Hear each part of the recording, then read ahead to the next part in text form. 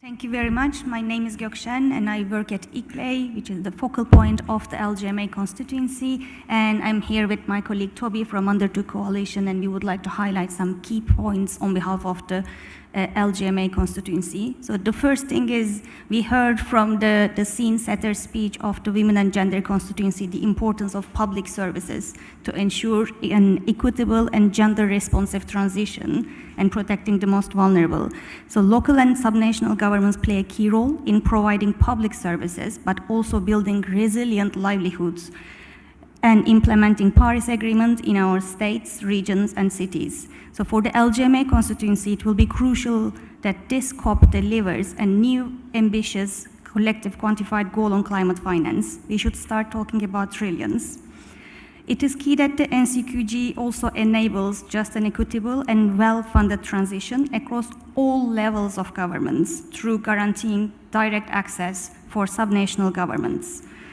In this sense, we really want to urge all the parties to recognize the need to accelerate efforts to enhance access to adaptation finance, specifically as a part of NCQG, including for local and other subnational actors and the private sector, with a focus on facilitating direct access for local and other subnational governments.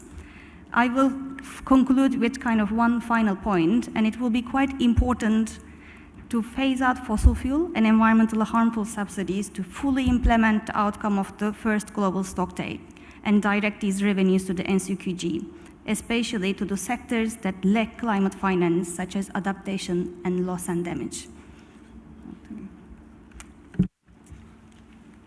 To add to those remarks on behalf of the LGMA network, my name is Toby Walker from climate group, the Under2 Coalition, and as we saw in the NCQG text there, it's being called for an all-government approach, and for adequate implementation, local and other subnational governments must be involved in the conversation.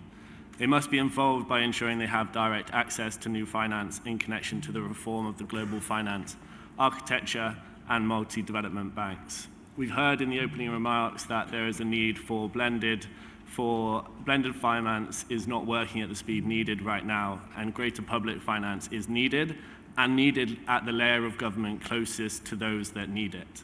Subnationals are that layer of government that are operating closest to people on the front line of the climate crisis. And we heard from the UNFCCC at the start that the money must be going to the people who are feeling it worse. Secondly, these governments must be included because they're already part of the financial solution. They're already contributing to the global climate finance that is being mobilized, either indirectly or directly. And we saw this from Scotland before the Loss and Damage Fund was even created, where they pledged $2 million to contribute to that fund. And also, we've seen it from Quebec and many other subnational governments in terms of their carbon tax and channeling those funds into the global climate finance goal.